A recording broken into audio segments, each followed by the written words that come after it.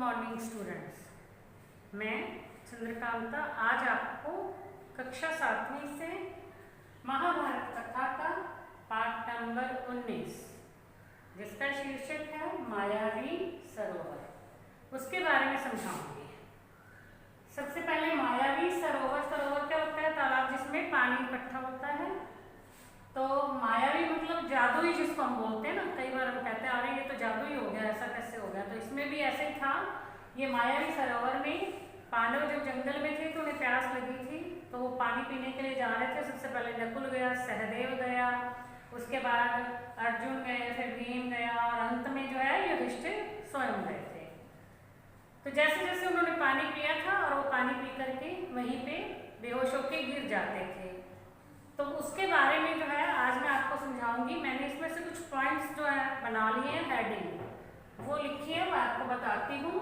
पांडवों की वनवास की अवधि पूरी होने वाली थी, ऐसे इसका पहला ये पॉइंट है। फिर वो निर्धन ब्राह्मण की सहायता करते हुए जंगल में दूर तक चले गए थे, तब वहां उन्हें पानी की प्यास लगी थी। तब युधिष्ठिर ने नकुल से कहा तुम पेड़ पर चढ़कर देखो कि कहीं आसपास पानी है। तब नकुल ने पेड़ पर चढ़कर देखा तो उन्होंने देखा कि दूर कहीं पेड़ पौधे, जो हरे भरे पेड़ पौधे थे और दिखाई दिए, और पास में बगुले भी जो थे वो बैठे थे, वो दिखाई दिए।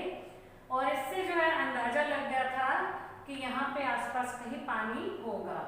युधिष्ठिर ने जब उन्हें नकुल को फिर पानी लेने के लिए भेज दिया, वहां जाकर के नकुल ने पानी पिया तो बेहोश होकर गिर गए थे। जब काफी समय तक नहीं लौटा तब जो है उन्होंने सहदेव को भेजा, सहदेव भी नहीं लौटा, तब भीम को भेजा, भीम भी वापस नहीं लौटा तो अर्जुन को भेजा और अंत में वो स्वयं गए थे।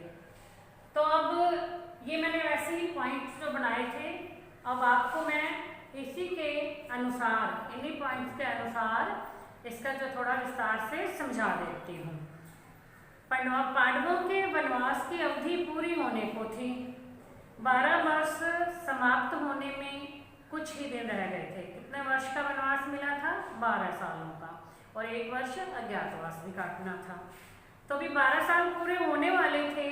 उन्हीं दिनों उन्होंने एक गरीब ब्राह्मण की सहायता करनी चाहिए, तो उसकी सहायता करते हुए जंगल में दूर तक चले गए थे। अब वे थके हुए थे, इसलिए थोड़ा सा आराम करने लग गए, एक जगह पर बैठ गए और आराम करने लगे। तो युधिष्ठिर नकुल से बोले कि भैया जरा पेड़ पे चढ़ के तो देखना कि कहीं आसपास पानी दिखाई दे रहा है, पता चल जाएगा। पेड़ के ऊपर चढ़ के देखेंगे तो पता चलेगा कि कहीं आसपास में पानी है या नहीं है, भी कोई तालाब, कोई सरोवर कुछ है या नहीं है, क्योंकि उन्हें बहुत प्यास लगी थी, इसलिए उन्होंने कहा। नकुल ने पेड़ पर चढ़कर देखा तो उतर करके ये बताया कि भैया पास में ही जो कहीं पे पेड़ पौधे से हरे भरे पेड़ पौधे दिखाई दे रहे हैं और उनके पास में बगुले भी जो दिखाई दे रहे हैं, इसका मतलब आसपास में कहीं जलाशय होगा, यानी सरोवर होगा। तो युधिष्ठिर ने कहा चलो जाकर के देखो, और यदि सरोवर है तो वहां से पानी मिल जाएगा, और तो हमारे लिए वहां से पानी ले आना। यह सुनकर नकुल जल्दी से जो पानी लेने के लिए चला गया। कुछ दूर ही गया था तो उसने जैसा सोचा था, जो अनुमान लगाया था कि सरोवर होगा, वैसा ही हुआ।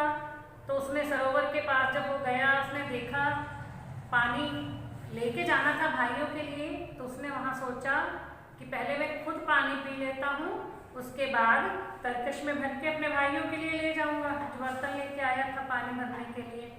यह सोचकर उसने अपने दोनों हाथों की अंजलि से ऐसे पानी पीना चाहा। तो जैसे वो पानी पीना चाहता था और पानी पीने लगा, तब उसे एक आवाज आई। तो उसने कहा कि हे माद्री के पुत्र, तुम पानी पीने का साहस मत करो, यानी तुम इस तालाब से पानी मत पियो, उससे पहले तुम्हें मेरे प्रश्नों का उत्तर देना होगा। अब लेकिन उसे प्यास इतनी तेज लगी थी, उसने उस आवाज की कोई परवाह नहीं की। सोचा पहले पानी पी लूं, अपने प्यास बुझा लूं, उसके बाद जो मैं इन प्रश्नों के भी उत्तर दे दूंगा। तो उसने बिना परवाह किए पानी पी लिया। तो पानी पी के जैसे ही ऊपर चढ़ने को हुआ, अब तालाब से जैसे सीढ़ियाँ बनी हुई थी, नीचे गया, पानी पिया, ऊपर चढ़ने को हुआ तो थोड़ा सा ऊपर गया तो वहाँ पर बेहोश होकर के वो गिर गया। अब बड़ी देर बीत गई, नकुल वापस नहीं लौटा। पानी लेने के लिए भेजा था युधिष्ठिर ने, पानी लेकर के नहीं लौटा तो युधिष्ठिर चिंतित हो गए। तब उन्होंने सहदेव को पीछे भेजा कि जाओ देख कर के आओ, नकुल पानी लेने के लिए गया था और अभी तक वापस नहीं लौटा है, तो तुम उसे देख के आओ। अब नकुल वहाँ पे गया तो उसने देखा, सहदेव वहाँ गया, उसने देखा कि नकुल जो है वो वहाँ पर बेहोश पड़ा है, मतलब मृत सा पड़ा है। लेकिन उसे भी प्यास बहुत तेज लगी थी।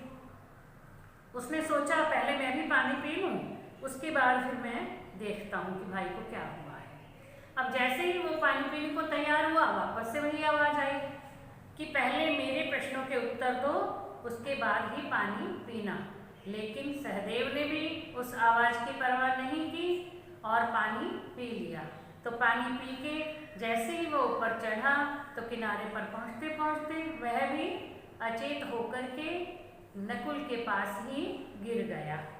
अब सहदेव भी बहुत देर तक नहीं लौटा तो युधिष्ठिर को बड़ी घबराहट हुई।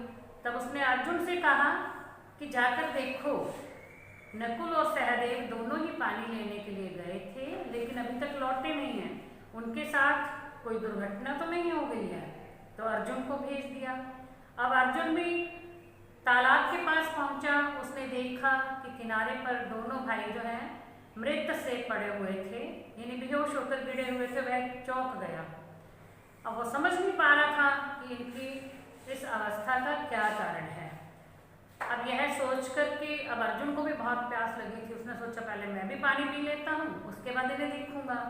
वो भी पानी पीने के लिए जैसे ही नीचे गया तालाब में, उसने भी अंजुली भर के पानी पीना चाहा। वही आवाज़ आई कि पहले मेरे प्रश्नों का उत्तर दो, फिर तुम इस तालाब से पानी पी सकते हो, नहीं तो तुम्हारी भी वही दशा होगी जो तुम्हारे दोनों भाइयों की हुई है। अब अर्जुन को भी प्यास लगी थी, उसे बहुत गुस्सा भी आ गया ये सुन के। उसने बाण चलाने शुरू कर दिए। जिधर से आवाज़ आ रही थी उधर उधर जो उसने बाण चलाने शुरू किए, लेकिन उन बाणों का कोई असर नहीं हुआ। अपने बाणों को बेकार होते देख करके अर्जुन को बहुत ज़्यादा गुस्सा आ गया। उसने सोचा चल पहले अपनी प्यास बुझा लूँ, फिर देखूँगा कि इसका क्या करना है जो बोल रहा है। ठीक है, ये सोच करके अर्जुन भी जलाशय में उतर गया, उसने भी पानी पी लिया। किनारे पर आते आते वो भी चारों खाने चित्त होकर गिर पड़ा। अब इसमें एक मुहावरा आ गया है, चारों खाने चित्त होना। ठीक है, इस मुहावरे का बीच बीच में जो है कई लेसन ऐसे हैं जिनमें मुहावरों का भी प्रयोग हो जाता है, बीच में कभी मुहावरे भी आते रहते हैं। तो चारों खाने चित्त होकर गिरना, बेहोश होकर के गिर जाना, तो वो भी जो है चारों खाने चित्त होकर गिर गया, यानी मृत अवस्था में वहीं पे गिर गया। उधर रास्ता देखते देखते युधिष्ठिर जो है बहुत दुखी होते थे, बड़े व्याकुल हो रहे थे। भीमसेन से वे बोले, उन्हें बड़ी चिंता हो रही थी ना, तो चिंतित स्वर में भीमसेन से उन्होंने कहा कि भीम देखो अभी तक अर्जुन भी नहीं लौटा है, पहले नकुल को भेजा वह नहीं आया, उसे देखने के लिए सहदेव गया तो वो भी नहीं आया, सहदेव और नकुल दोनों को देखने के लिए अर्जुन को भेजा तो वो भी नहीं लौटा। पता नहीं तीनों भाइयों को क्या हो गया है, अब तुम जाओ और उसे देखो। तब युधिष्ठिर की आज्ञा को मान करके भीम जो है जलाशय की ओर चला गया। तालाब के किनारे जाकर के उसने देखा उसके तीनों भाई जो थे मृत अवस्था में पड़े हुए थे। तब उसे आइडिया हो गया कि जरूर किसी यक्ष की ही करतूत होगी। ऐसा लगता है कि कोई ना कोई यक्ष है जिसका इस तालाब पर अधिकार है और वो जो पानी नहीं पीने दे रहा है। लेकिन जरा पानी पी लूँ फिर देखता हूँ, वो भी तो प्यासा था ना। उसने सोचा पहले पानी पी लूँ फिर देखता हूँ। फिर वही आवाज़ आई, जैसे उसने पानी पीना शुरू किया आवाज़ आई कि पहले मेरे प्रश्नों का उत्तर दो फिर तुम पानी पीना। लेकिन भीम ने कहा कि मुझे रोकने वाले तुम कौन होते हो, और वो बेधड़क होकर के तालाब में उतर गया और पानी पी लिया। अब जैसे ही पानी पिया ऊपर आने लगा अपने भाइयों के पास, वो भी जो है गिर गया। अब युधिष्ठिर जो अकेला बैठा था तो बड़ा घबरा रहा था, अभी चारों भाई गए हैं और अभी तक जो पानी पी के नहीं आए हैं, पता नहीं क्या कारण है क्यों नहीं आए। चलो वो ना हो, मैं भी जाकर के देखता हूँ भी क्या हुआ है। कहीं वो सोचने लगे कहीं जंगल में तो नहीं इधर उधर भटक पानी पीने गए थे, पानी लेके भी आना था, कहीं जंगल में तो नहीं भटक गए, तो वो भी उनके पीछे देखने के लिए चले गए हैं। अब ये यहाँ पे ही पाठ समाप्त हो जाता है, यानी वो भी उनके पीछे, भाइयों के पीछे उन्हें देखने चले गए हैं। तो अब आगे जब वो भी तालाब में जाकर के पानी पीने लगेंगे, तब भी यक्ष की वही आवाज़ आएगी कि पहले मेरे प्रश्नों का उत्तर दीजिए, फिर यहाँ से पानी पीना। अब चारों भाइयों ने उनकी बात नहीं सुनी थी और पानी पी लिया था, लेकिन युधिष्ठिर ने ऐसा नहीं किया। जब उन्हें कहा गया कि पहले मेरे प्रश्नों के उत्तर दो फिर पानी पीना, तो उन्होंने पानी नहीं पिया था और यक्ष के द्वारा जितने भी प्रश्न पूछे गए थे उनका सही सही उत्तर दिया था। तो ये सारा जो है हम अब अगला पाठ आएगा इसका, पाठ नंबर 20। तो उसमें जो है क्या क्या यक्ष ने पूछा युधिष्ठिर से, उसके बारे में सारा बताया जाएगा। तो इतना जो है आपको समझ में आ गया होगा। अब यदि मैं इसमें से एक प्रश्न है कि यक्ष के मना करने पर भी तालाब से पानी पीने पर चारों भाइयों का क्या हाल हुआ था, तो आप बता सकते हो क्या हाल हुआ? कि यक्ष के द्वारा मना करने पर भी चारों भाइयों ने पानी पी लिया था, तब वो चारों भाई एक एक करके बेहोश होकर गिर गए थे। तो यही हाल हुआ था ना। अब वो चारों भाई कौन कौन थे? नकुल, सहदेव, भीम, अर्जुन, ये चारों गए थे।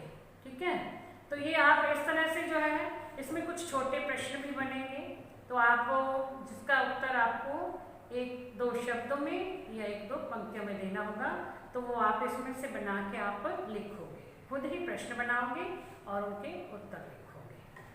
Thank you.